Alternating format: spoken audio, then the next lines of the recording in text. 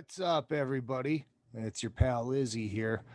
I'm just letting you know that you are about to see the second half of the show. Why not the first half? Well, there's multiple reasons. Okay, there's one. Somebody forgot to hit record at the beginning of the show on the video. I don't know who that was.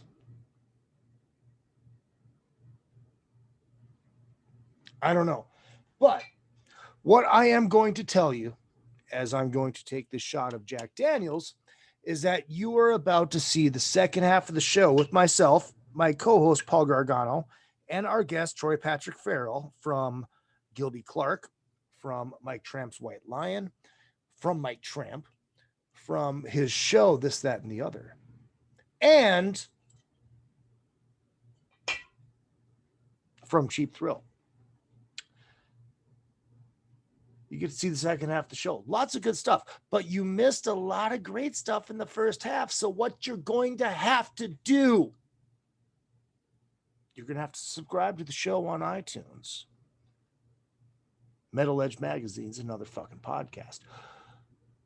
And what you're going to do so you can go and listen to the show live and be one of those people chatting in the room and asking the questions and getting your comments read on the show, live on the show, is go to Spreaker.com/user/Izzy Presley. And if you follow that, yeah, that's right. That's right, my friends. You will get notified every time that we go live. You will get notified every time a show is uploaded if we do not do it live. So this is your chance to be part of Metal Edge Magazine's another fucking podcast. So here it is. The second half of the show, right after the ads, because I figured, what the hell. If we're going to just put the second half up because some idiot forgot to hit record on the first half, might as well play the ads because I got to take care of my people. You know what I'm saying? So anyways, after this 2 minutes and 2 seconds, you will get Troy Patrick Farrell, myself, and Paul Gargano, and you will enjoy it, and you will love it because there is a lot of great stuff in this half of the show. And then you'll download and subscribe to iTunes, to Spreaker, wherever else you get your podcast audio, and you will hear the entire show. Don't worry, this isn't going to happen every week. It just happened to happen this week because Izzy is an idiot. I'm an airhead. What can I say? So anyways, cheers. I love you guys. Thank you so much for listening. Thank you so much for watching. It is Metal Edge Magazines. That's right, my friends. Metal Edge Magazines.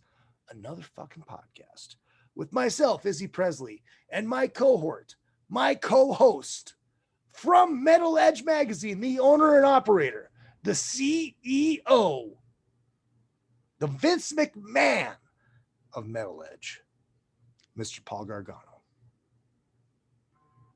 Vinny Tortorich here.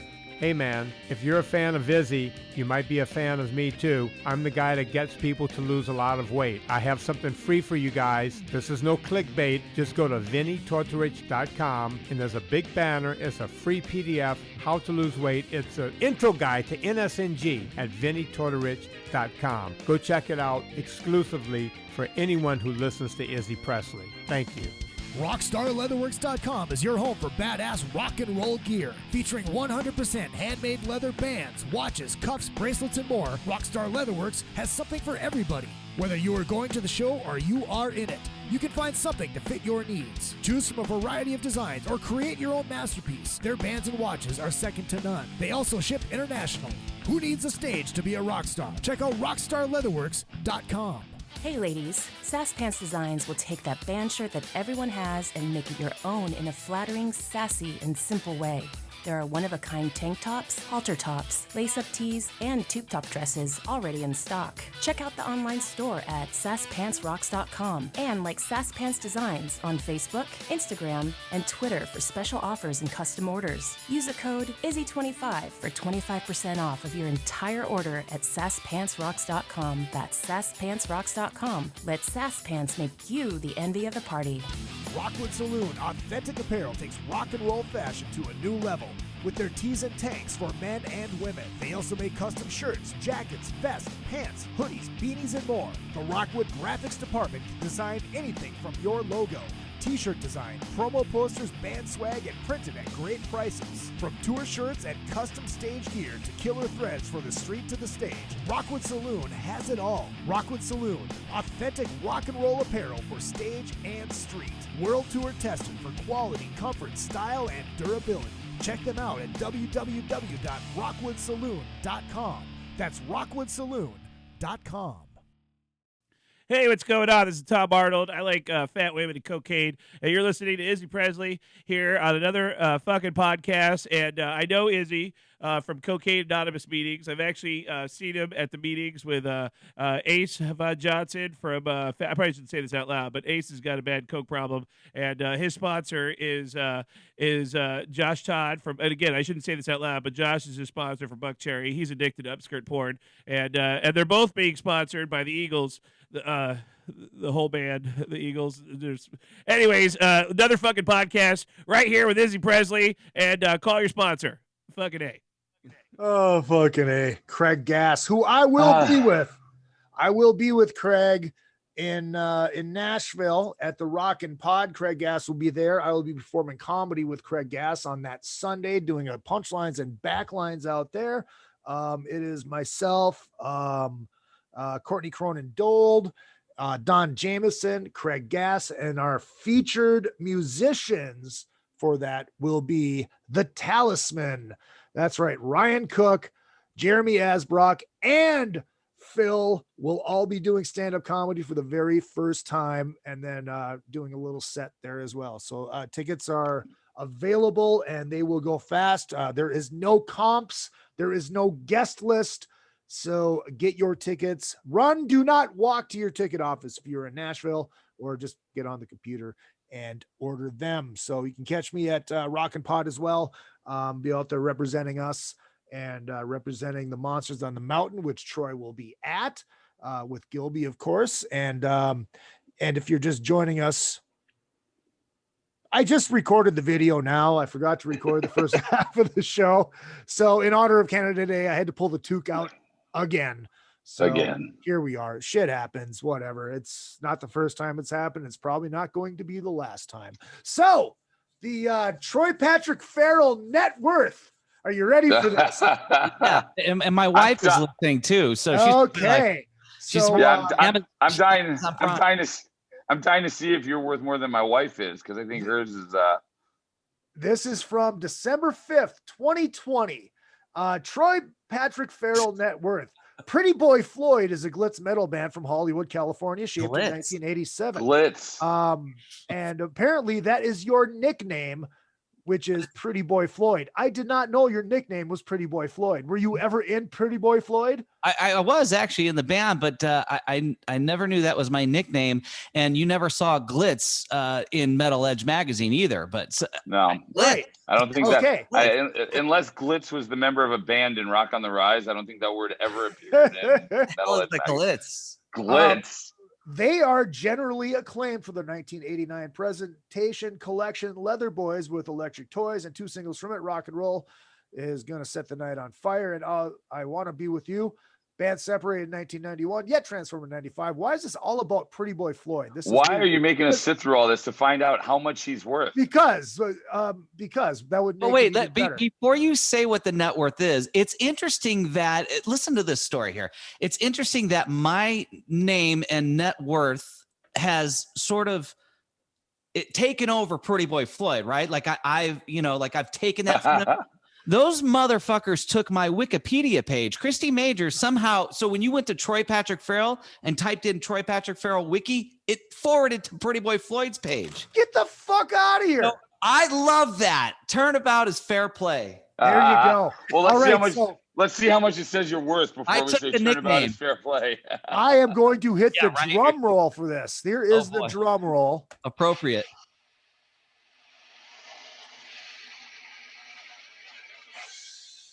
Troy Patrick Farrell's net worth is $11 million. Shut the front door. That's accurate. That's accurate. Yeah. My wife just ordered, not on Amazon Prime. She just ordered Amazon Prime, a warehouse. I thought she ordered divorce papers so she could take all your fucking money. 11 million, really? $11 million. That's awesome. Whoever does their research and development there, I'm gonna hire them for something. Yeah, right. They are the hype machine. Excellent. All right. Well then, hey, babe, Outback Steakhouse on me tonight. They're the glitz machine. Yeah. Oh boy. How long were you in Pretty Boy Floyd? I didn't actually know you were actually in Pretty Boy. It was long enough to make $11 million, apparently. Right? Yeah, dude. What's up, man? Steve Summers counting pennies from the strip club right now, and he's going 11 million. That guy wasn't even an original guy. So, I was in the band from 2009 to 2011. Okay. Before Chris chased me down in a hallway in Stockholm, Sweden, because he thought I was bogarting a free hotel room. Long story short. No, please tell the long version. I think the long version. I was about to say, I think I want the long version of that story, not the short version. Yeah. So that's how we ended our my tenure in that band. So while I was booking, so one of my main bands that I was booking was Pretty Boy Floyd, because I was working at the agency who was booking Pretty Boy Floyd. And so Chris goes, well, hey, why don't you just book all Pretty Boy Floyd? So I booked a gig in Stockholm, the Stockholm Rock Out. And 2010, I played with John Corabi and his solo band on a tour. So I was out there. I played both with Corabi and with Pretty Boy Floyd. Well, the promoter, because I booked a lot of bands on his festival, he said, hey, yada, yada, yada, great doing business with you. I got you guys an extra hotel room. Well, what I was going to do was I was going to give it to one to Chris and then one to Steve. And then the third room, the bass player and I, who we're the only two guys that actually liked each other in the band, who hung out all the time. I'll stay with him. So by the time I got up there, got checked in, this is after a long flight, get into the hotel. I get up to the room. I realize that I have my own room. I go back down there to go, hey man, the guy goes, no, dude, this is your room. Well, meanwhile, Chris finds out there's a third room, thinking I'm taking it and I'm being on the sly. And I think at this point he was kind of sick of me anyway, because I really wasn't putting up with a lot of the crap at the agency or in the band. Uh-huh. And he chased me down the hallway and our bass player had to tackle him in the hallway. But anyway, needless to say, that was my last gig with Pretty Boy Floyd. And did you play the show, or did you not even play the show? I did play the show, and the singer goes, Steve Summers, he's like, so man, what are you going to do? Throw the show? And I go, you guys aren't that important to me to throw your show. I go, I'm a professional drummer. That's why I'm in this band. Right. Of course, I'm going to play my ass off like I always do. I'm going to make you guys look good tonight, and we're good to go after this, which is what we did. We went up there, we did our 60 minutes, and we played the tunes and we delivered. And I tell those guys to this day that version of that band in those 2.5, 3 years that I was in it with Chris on bass, Chris Six on bass, was the best version of their band outside of the original guys. You know what I mean? So, that band was on fire. We went down to Australia. Yeah. We went, to Europe. We went to Sweden. We played in the States, played a couple festivals, festival in Texas. Just, and the band was always good at that point. And, nobody was missing flights. Everybody was there dialed in.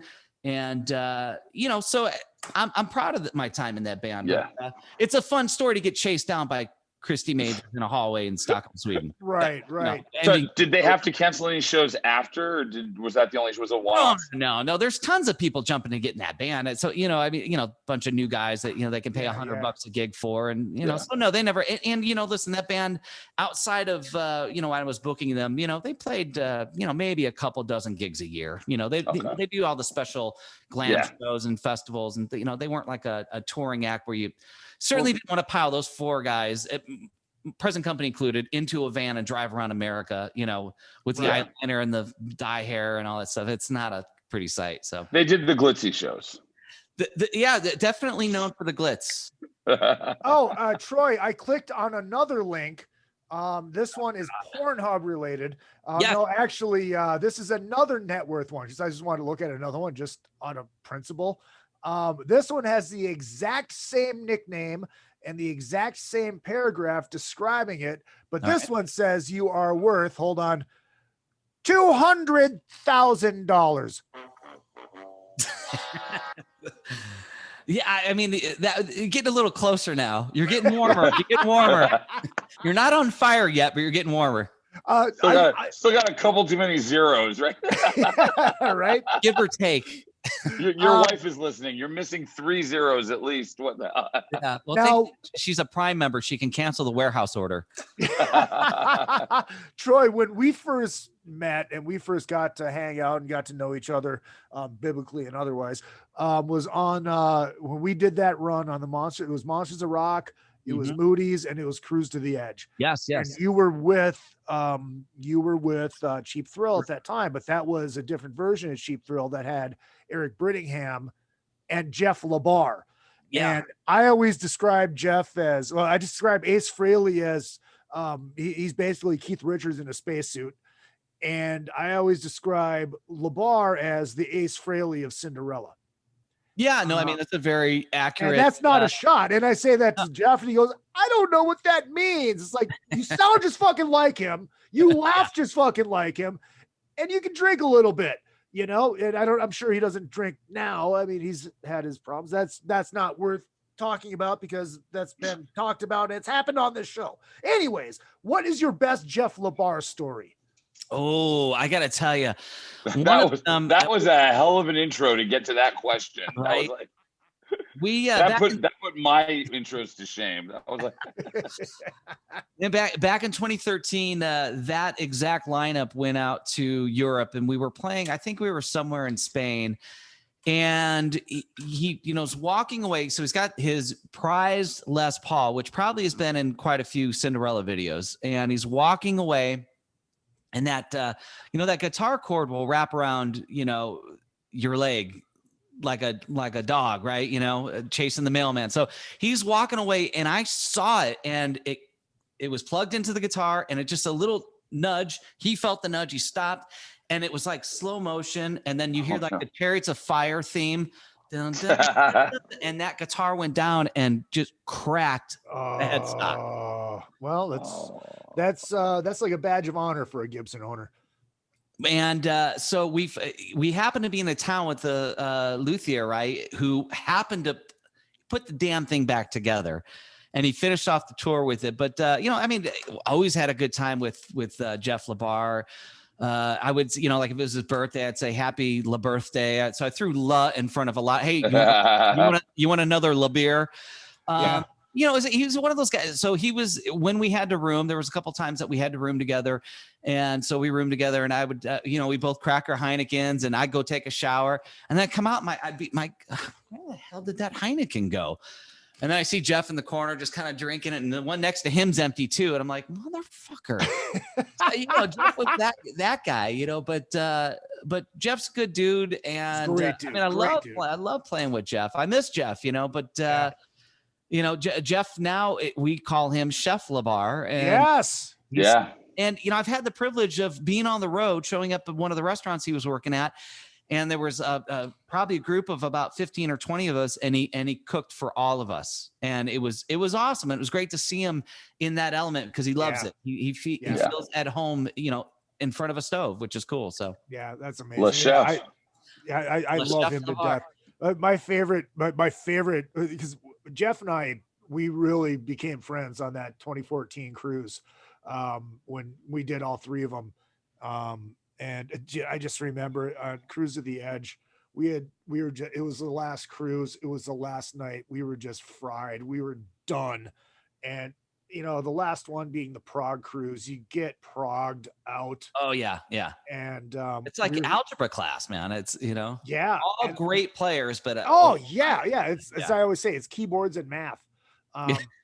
It's like a 4-day. It's like a 4-day algebra class with a bunch of people better at algebra than you are. Yeah, right. And we were sitting in one of those lounges. I think you were probably with us because Brittingham was down there too. Yeah, sure. And I think Saga was playing. And I always pick on the Cruise to the Edge crowd because I'm usually the best looking woman on the Cruise to the Edge. But you're actually the only woman on Cruise to the Edge. Right. I have the biggest. But they are very, very into the music, and they're so fucking, just so into it. And that's great. Props. But I think it was Saga that was playing, and everybody was just glued in on the band. And we're just done. We're all standing by that back bar, and me and Jeff started yelling Freebird. Nobody even turned around. Nobody put a finger up in the air. No 10 middle fingers up in the air. Nothing. And then we went to the airport the next morning, and me and him and Luis proceeded to get drunk before we flew out at the fucking airport bar. It was gold. So what was your band doing on Cruise to the Edge? Because I assume it wasn't a prog band. Yeah, no, it wasn't. But we had a set that was kind of crafted towards really any one of the cruises. So on the Monsters of Rock, we would do a little bit more Cinderella. We did some Collective Soul. Oh, there he is. That's in line before TSA. Right there. Is he showing a photo of himself with a bottle of Jack right now for those listening on Spreaker? So we, but we also did some REO Speedwagon. We did some, Beatles. We did some, so after everybody got done with the prog stuff, we were sort of kind of like the shortstop of the bands, like, hey, let's take these guys here for an hour and a half. And people loved it because it was just easy music to sit, and you didn't have to pay attention to it. You could just hang out, have a drink, wind down from the algebra music, the cryptocurrency of bands of the day, and just hear, REO Speedwagon or Beatles or, Bruno, whatever we did, and so we would kind of craft the sets based on what gig we were doing. And, we had a pot of 40 songs to choose from, and we just tried to, play to the crowd and the audience. And they were great. They were very engaged, way more engaged than I thought. I didn't expect, number one, people to even be there after a full day of that music. After a full day of any music, and then let alone stuff that didn't necessarily fit. And they're like, who's Cheap Thrill? And then we show up, and they stayed there and they hung out and they enjoyed it. It was really cool. Yeah. And I ran a prog label for a couple of years, and I actually never went on the cruise because it just never meshed my schedule. But Izzy, how does your sense of humor? I mean, most of those prog guys do not have a sense of humor. Okay. Like I ran the. I mean, I literally probably 2/3 of all those cruises was artists I worked with, and man, if the English was good enough, they didn't have a sense of humor. I mean, this is the thing about the prog cruises. So every night they have a jam that is put on by their cruisers. Okay. And it goes for like 3 fucking hours, and you have to. They do like 2 King Crimson songs. Pretty much. Pretty much. Hold on. You get a Pat Fontaine laugh for that. Where is it? Here we go. So they do this jam, and it's elbows to assholes. It's 3 hours long every night. It goes late night while Brian and I are doing karaoke, which is fine because you know who comes up to the karaoke lounge? I'm going to go Biden here for a second. All of the artists come up. All of the artists have fun.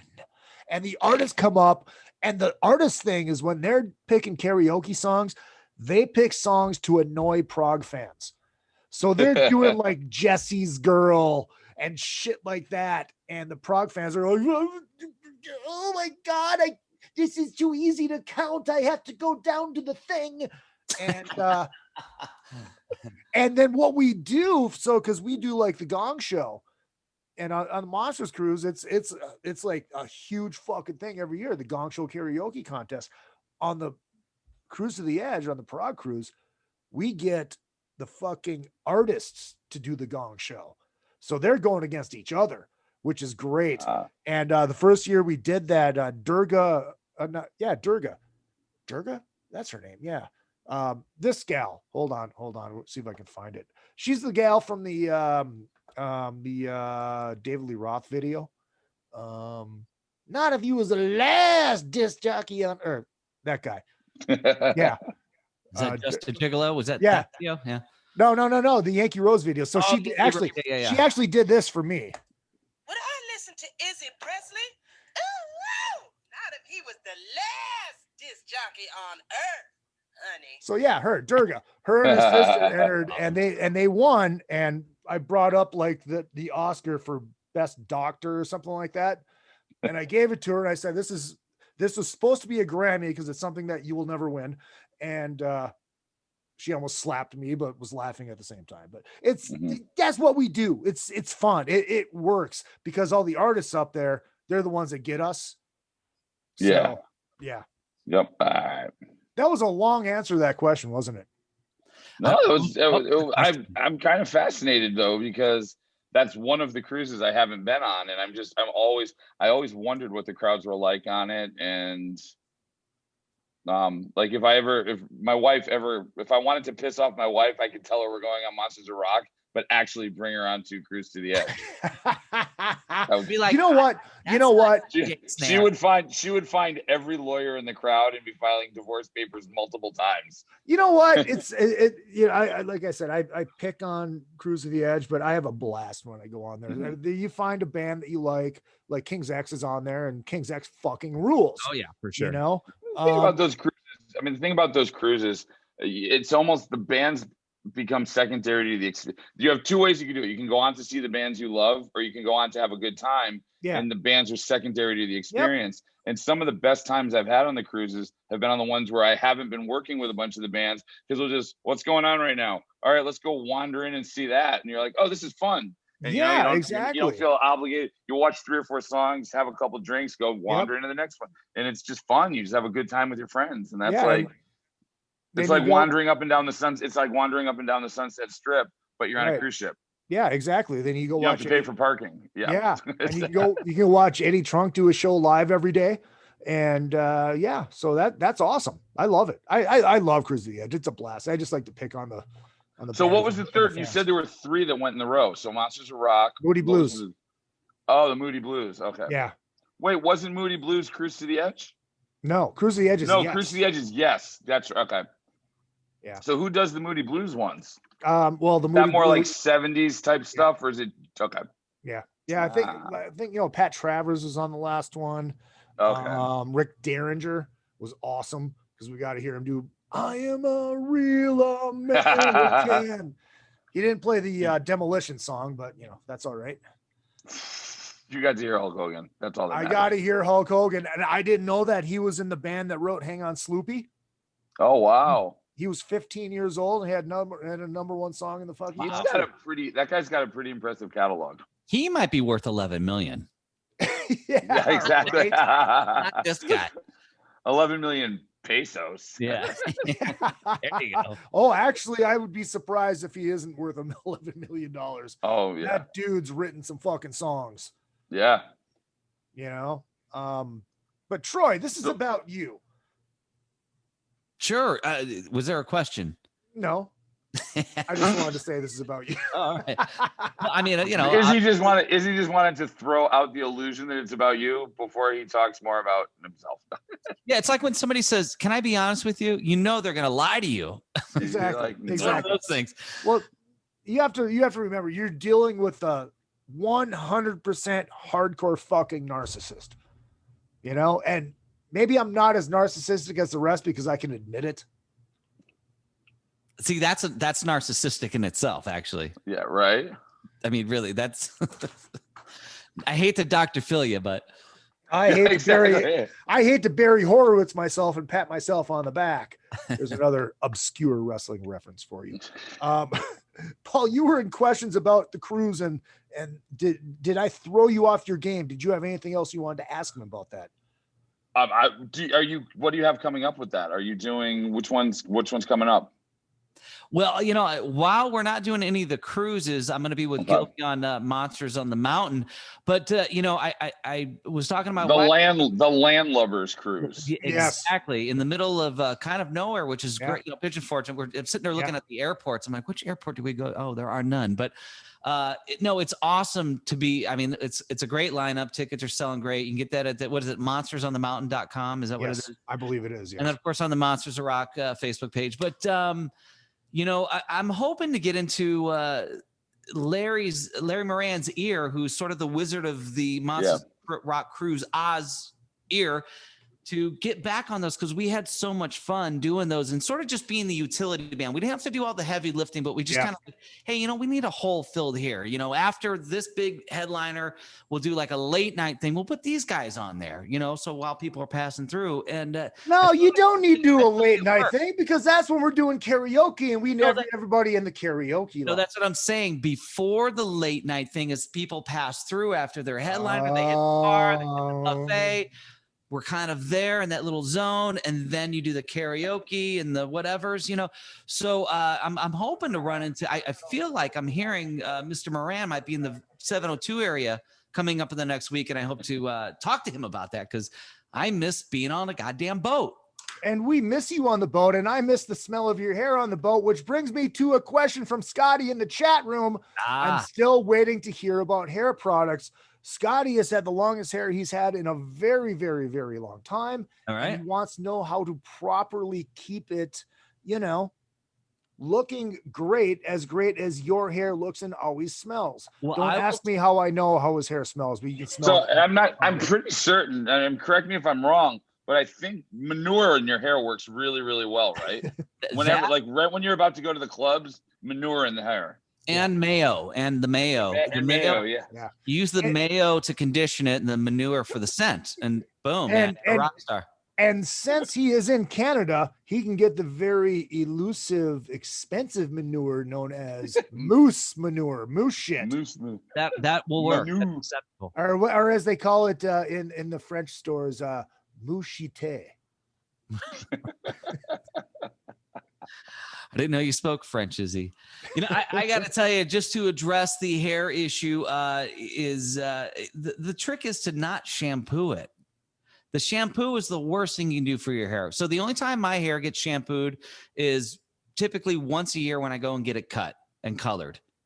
Now, while most of this mane, for those listening, cannot see it, it's pretty natural, but during the winter months, it does get a little darker in your crown area. It's the top of your head that some of our rockers are losing these days. Right. That crown area, that ever devastating crown loss area. But anyway, the shampoo is terrible. It strips all your natural oils out, and then you just you're like you literally. All right, as someone who used to have hair longer than yours, and someone who's growing it out a little bit in the COVID era now.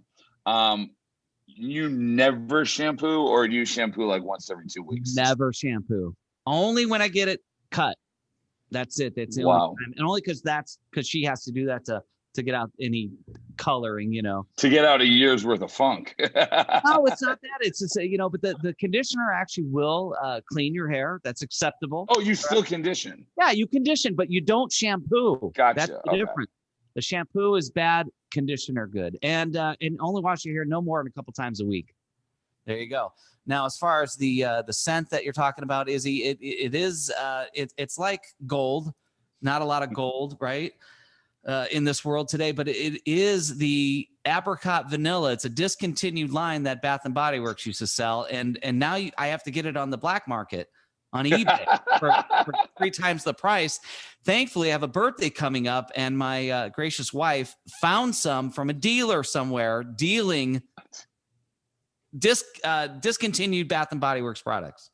Funny you should bring that up, because when I was in St. Cloud, I went to the Crossroads Mall, which was I was one of those loser fucking mall rat kids that always hung out at the fucking mall at Crossroads.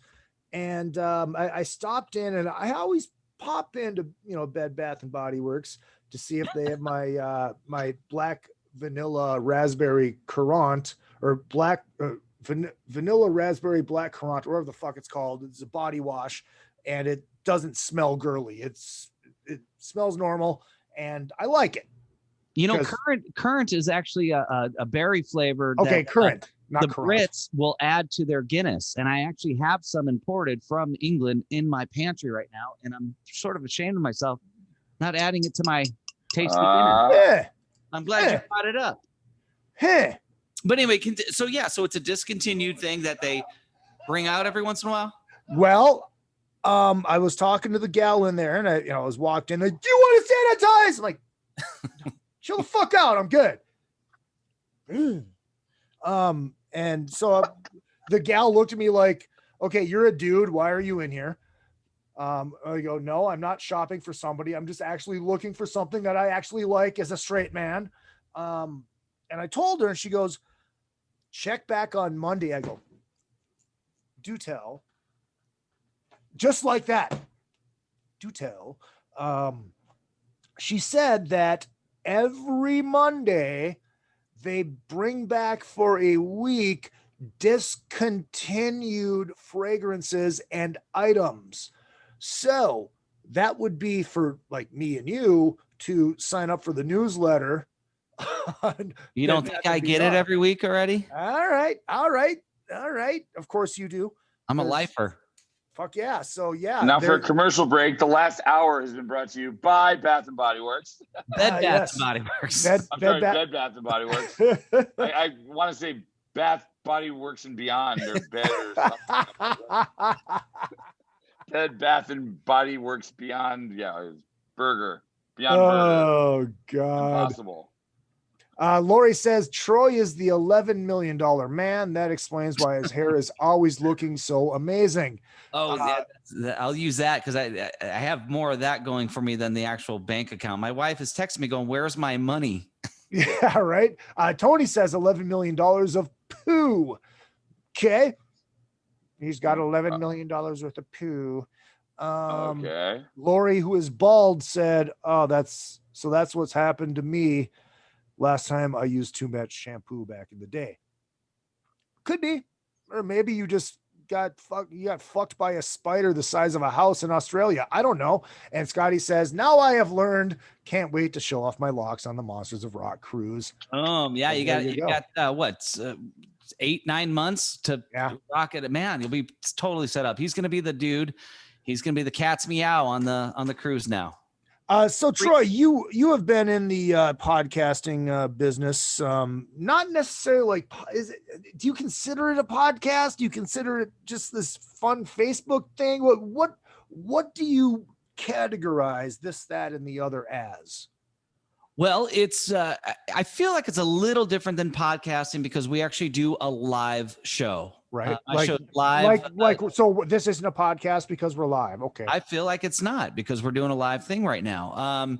So, I do weekly on Wednesdays, 2 to 5 Pacific Standard Time with a Saturday replay. And, I haven't started archiving the shows, but I have probably, 200 shows in the past that I'm going to archive because I realized that, first I wanted to draw attention to the show by saying you can only hear it live or on the replay. But now I kind of realized that, you're not going to get a lot of listeners because if they can only hear it from, this time or that time, then the other time is to be archived. And so what we're going to do is start archiving and start uploading those. But the show, This, That, and the Other, we broadcast on dirtyradio.fm. We have 2 channels there. One's Dirty Radio. The other one's Dirty Radio Classics. I'm on Classics.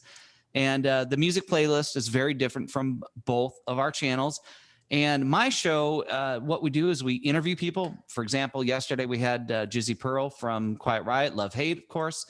And I've had guys like Malcolm Jamal Warner. I've had Susan Olsen from the Brady Bunch.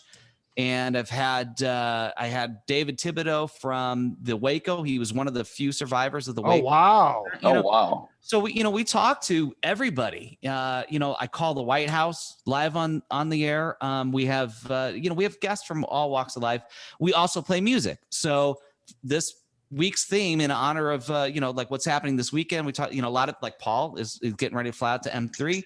So we played some M3 bands this week, so we try and stay relevant. We do a lot of rock and roll, but I also play Miley Cyrus if she's covering, Metallica, and stay relevant with music and news and just stories about whatever, whatever we all hear day to day we have fun with it. We do phony phone calls and, some bits and stuff here and there. We play, you talked about Don Jameson. We play some of his stuff with Jim Florentine. So it's kind of a variety show, with some music. So that's kind of what we're doing. But I don't feel like it's a podcast where I sit and edit it and whatever. We do it live every Wednesday, 2 to 5 Pacific Standard Time. What is this? Sounds like a radio show, yeah, that's a radio show. I feel like it is. Now, while we're not on terrestrial radio or on an XM, we our station, it's internet based, which terrestrial radio. A lot of people do stream a lot of radio stations, and then we also have an app, and you can get our app on whether it's Apple or Google Play, and it's a nice free and clean app. And a lot of people listen beyond the show. Like I'll get messages going, dude, I don't know what's going. The music is killing. 4 hours after my show ended, people still tune in and listen to the music that's getting played there. And it's nice. Classic rock, it's 80s rock, it's, whatever. But in my 3-hour block, I can play whatever I want. I can do whatever I want. They've given me the green light to not that I seek out to offend anybody, but to maybe make people think or to laugh at stuff that, hey, it feels uncomfortable to laugh at this. It's not. Go ahead and laugh. Have a good time, So, we do stuff like that. I had a restaurant owner, Tin Horn Flats in Burbank. It became a national news story where the city of Burbank closed this guy down. They fenced around his whole building. He was on Fox News. He's been reported on MSNBC. He also came on my show and came on. And occasionally I'll do a YouTube and we'll do a Facebook Live and I'll sort of simulcast across the other ones. But I mean, primarily I like to keep the mug, behind the scenes and just, do this here on the mic and play music and just have some fun for 3 hours. We have a request line. People can text and we talk to our listeners, so it's a live radio show is how I view it. I think there's a difference with the podcast where a lot of stuff is recorded and edited and chopped up and then put together a week after it was done, where this we're doing as you hear it, good or bad or indifferent, it's happening. That is exactly why I like to do this show live as much as possible. I got to tell you, doing occasionally I've done pre-records because I'm going to go out of town or whatever, but I still want to provide new content. Mm-hmm. It's such a different vibe when you're doing that, when you don't feel like you're just sitting in a room like a mental patient talking, but when you feel like there's somebody listening and somebody sends you a Facebook message or a text to your request line or whatever, you feel like, okay, we're doing something here. We're communicating, whether it's 1 people or 1,000, whether it's $1 or 11 million, you're communicating. And so I really like that aspect, that instant gratification of communication with your listener and yourself, Mm-hmm. Yeah, dude, that's why I love it. That's why I love the people like Scotty and Lori and all the other hosers that listen, every week. Cause I have a lot of Canadians that fucking listen. And I love having that instant feedback. Scotty says, I'll try to push to get TPF on the boat now. All right, well, take off. Cool. But he also, Tony says he also calls CVS for anal COVID tests. Yeah. So there was a news article that came out saying that, now the CDC or the WHO, somebody of authority is saying that the anal COVID test is the more accurate one. So I'm like, all right, well, there's a phone call in this somewhere. So I call, the local CVS who they're scheduling these COVID tests. And I call, I have my old lady sort of voice and I'm kind of aloof and so I call and I'm saying, are you doing the anal COVID test? I hear it's the most accurate of all tests. I'd like to come down there. And they're like appalled, like, no, we're not doing. Yeah, but don't you want things to be accurate? I'd go down there and take my test. And they're just like, what? Some lady's calling to take an anal COVID test, so it's a little goofy and it's a little fun. Yeah. It's a little 5-year-old, but the stuff that we've been reading the past year, it's like, if you can't laugh at it, then the only thing you're doing is crying about it. And I was like, are you kidding me that this is a news article saying that, well, actually, to be honest, kids, the anal COVID test is the way to go. It's like, who the frick is lining up for that? Come on, man. So yeah, there you go. You know, I did call CVS and asked if I can schedule one. That is fucking great. That is great. And if you call as an old lady, they feel terrible about hanging up on you, you know, because if you call as a guy, you're gonna be like, click. Yeah, exactly. But if you're so that's why Mitch LaFon hung up on you, because you called as a guy. Nah, no, you know, Mitch doesn't like me because okay. So again, on my show, I report news, you know. Yep. And you know, I'd been friendly with Mitch. I don't really know him personally. I think I'm sure I probably gave him some free tickets to a show somewhere sometime, you know, nice enough guy, whatever, you know. And I had become privy to some information that came out on Metal Sludge with Stevie Rochelle, where he was, you know, talking out of one side of the mouth and then talking out of the other, you know. So I called him about it, right? And I said, hey man, you know, I came across this article, and he said, you know, well, it's all lies. It's been Photoshop. It's been whatever. I said, well, you want to come on the show and talk about it? He said, no, I don't want to. He said, okay, fair enough. Well, I called Stevie. I said, hey, Stevie, you want to come on the show and talk about it? He goes, yeah, no, not really. You know, okay. Well, then 2 weeks later, I get more information from Mitch saying, I told you, because Stevie was starting to remove stuff. And he discussed on my show why he removed it, because Mitch was going after his, you know, his web hosting and, you know, and they're like, listen, you know, this is maybe falling under bullying. You can contest it or you can just get rid of it so this goes away. So Stevie started removing the things that were being contested, right? So he does that because he's trying to be a businessman and trying to be smart, and you know, you choose your battles and wars, right? So 2 weeks later, unsolicited, I get a message from Mitch going, see, I told you it was Photoshop. So of course I go back to Stevie, go, hey, Stevie, so the guy that you did the article about is now accusing you of Photoshopping it. And Stevie goes, all right, when you want to do the show, you know? Wait, so, what was the article? Well, you know, Mitch had kind of come at Stevie for announcing, I don't remember was it Brian? I don't want to say the wrong name, but somebody in the industry had passed. Okay. Metal Sludge announced it. Mitch came at him for saying, you know, this is very disrespectful for putting it out before maybe next to kin was notified or whatever. He's like, dude, it's news. I report news. I'm not, you know, not cashing in on something. I'm doing what my site does, you know? And so, you know, privately, Mitch had this is my perspective. Mitch had, you know, one attitude towards Stevie, talking out of both sides of his mouth, you know, saying, oh, this guy, blah, blah, blah, blah, blah. But then to their face, he's another way.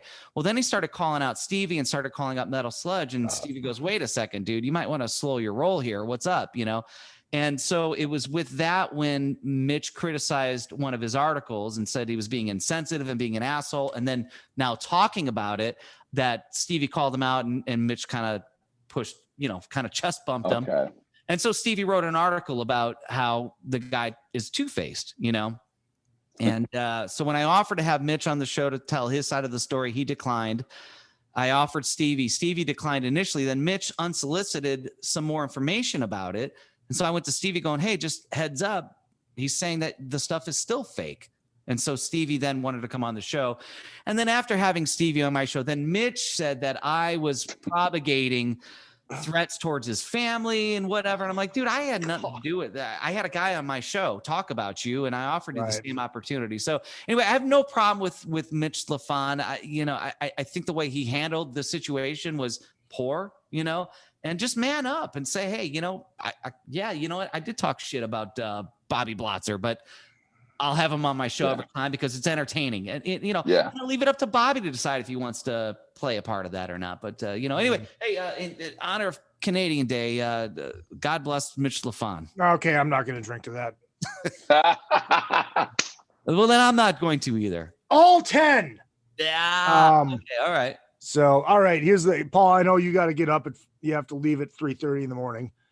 I feel like it's 3:30 in the morning already. Yeah. It's been one of those interviews, Paul. No, I was actually looking up while you were talking. I was looking up the story and I couldn't find. That's why if you saw my eyes roaming. I saw the yawn and the eye rub. The eye rub, yeah. I think it may have been removed. Yeah, I think the story may have been removed because I was looking it up. My earpiece just fell out. I was trying to find the thing here, and it's Yeah, I think so. Mitch put a lot of pressure on the web host, which might have been GoDaddy, kind of saying, "Hey, I feel like I'm getting bullied here.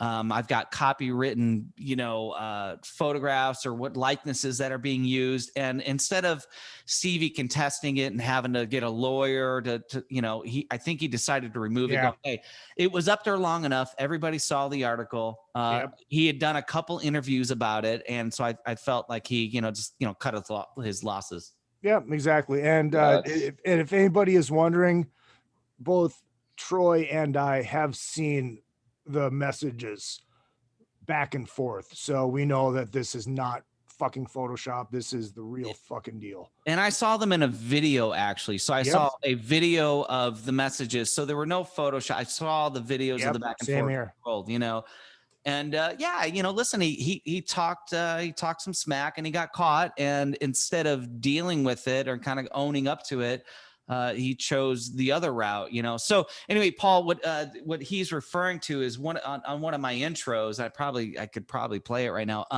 So I call Mitch. I go, Mitch LaFon, do you want to come on this, that, and the other radio show and talk about it?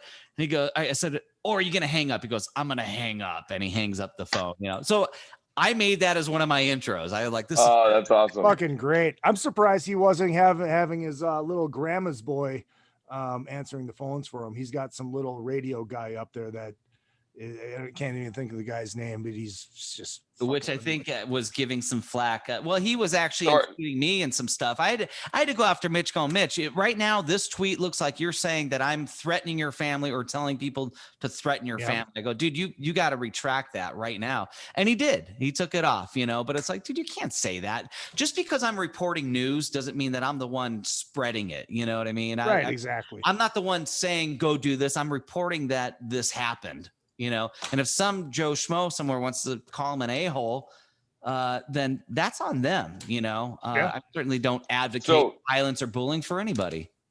So you're the vice president of the Mitch LaFon fan club that Izzy started. Yes, absolutely. Absolutely. Well, let's do this. I'm not only the vice president, I am a member. I'm a member. That's right. Paul, people want to find you're going to be hanging out at M3. People will come up. Yeah, I'll be at M3. I'll be at M3. Give Friday, you hugs. Saturday, Sunday. Find you. Give you hugs. Yeah. Hand me beer. Hand you beer. Yeah. Hand me beer.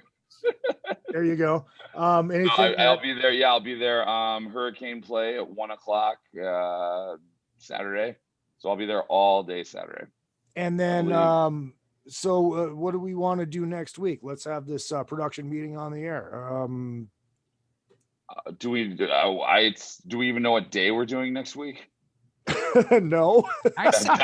I say we get Mitch LaFon on this thing, man. Let's get Mitch LaFon on, because I have no beef with Mitch. So give me 3 minutes and he'll be mad at me for something, and then I can join the club with you guys, because I got no beef with the guy. But sounds like he'll want one. Sounds like he'll want one. Well, we could do the interview like him. All I got to do is write out a whole shitload of questions and not veer off the questions and not ask questions off of the answers. Just keep going down in a very monotone, boring way. And we could do a Mitch LaFon podcast. It would be great. And I can't wait till. Which one of us is going to shave our heads though for the Not me. Obviously not you. I guess Paul. I'm not. I'm growing mine out. I'm just like, we can have Lori from Australia guest host. I'll shave my chest for it. There you go. We'll draw a little caricature and we'll just shave that spot. There, boom, it's done. Production meetings are great. This is what we can do. We can have Lori be Mitch, and then we can have Scotty be Grandma's boy. And because Scotty's Canadian, so he can pull the accent off. Lori's Australian, and that sounds better than Mitch anyways. So Jesus Christ, I'm gonna catch hell for this. I just know I'm gonna catch hell for this. This is all in fun, folks. This is all in fun. Is it? I don't know that anybody has ever bothered me that much. This is not me talking. This is my Stone Cold Steve Austin Funko talking. That's right. I was not saying these words. This is my advocate. Where it's talking. lined up right like that, it looked like it was your face because the hat was right over it. That could be the look. What? Maybe Stone Cold could do the Mitch. What? No. Oh yeah, no, I wouldn't want to diminish. I'm just thinking because he's like bald. That. Yeah, there you go. I'd rather have Lori do it. Lori would be funnier. So Paul, anything to promote from any of the bands that you currently have on your roster that have coming up other than Hurricane that is going to be at M3 this weekend? Hurricane at M3 this weekend. Big Drowning Pool. We're doing big news on the 7th and 8th of next week. Big press releases that we've been teasing for, I think, 2 months now, but 7th and 8th will be the big news at the Drowning Pool camp. I got to get on your mailing list so I can spread some of the stuff on my show. We had Bobby Amaru from Saliva. So we talk about the modern rock bands too. So, well, there will be, there's quite a bit going on with Drowning Pool coming up. So that's good. What else? We just filmed 3 videos. We just filmed a Kurt Dimer.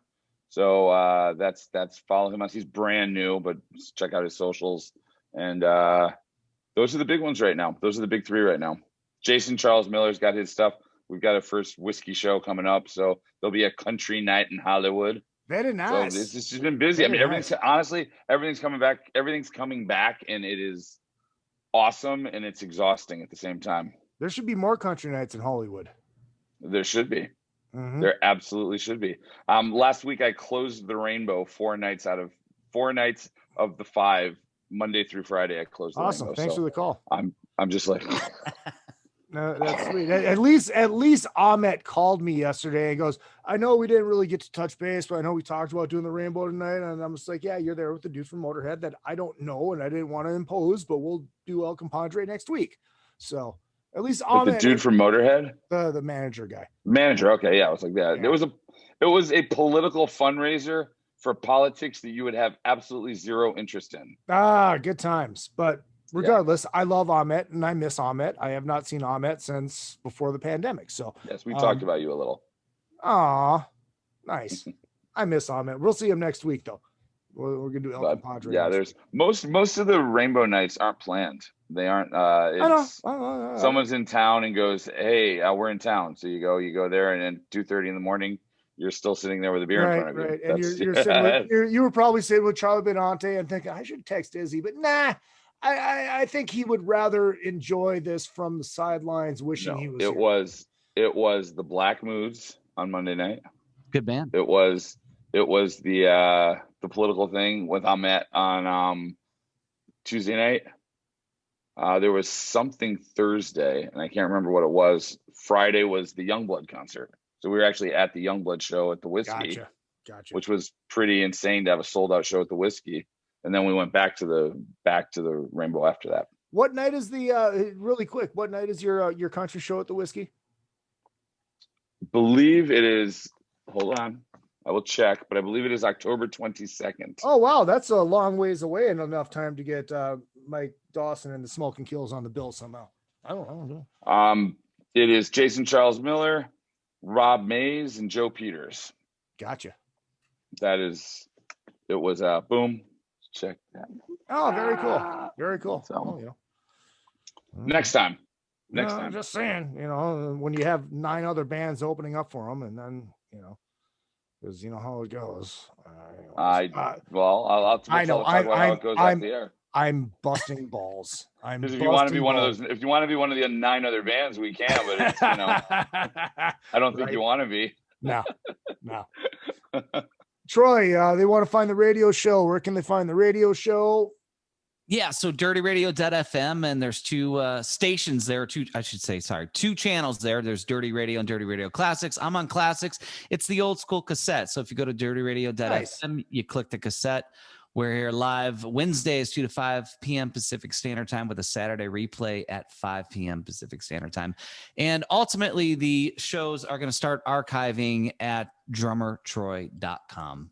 Very nice. Are they going to, is it going to be a YouTube and, or not necessarily YouTube, but iTunes type thing, or is it just going to be I got to get on those and start, putting them there, making them all available. I do have some stuff on my YouTube channel at YouTube at Drummer Troy. We had the Brett Scallions interview from Fuel. He was up there, and some other guys. I had some political activists, some cool dude from Gary, Indiana, who was not really fitting the mold, so to speak. So, got African-American guy that was very outspoken against defunding of the police. Like we have everybody on our show. We legit, if somebody's making some headway, doing something interesting. Yeah. Whether I agree with it or not, I have them on. Let's talk about it. And we actually had a nice 90-minute dialogue about why people need to talk a little bit more.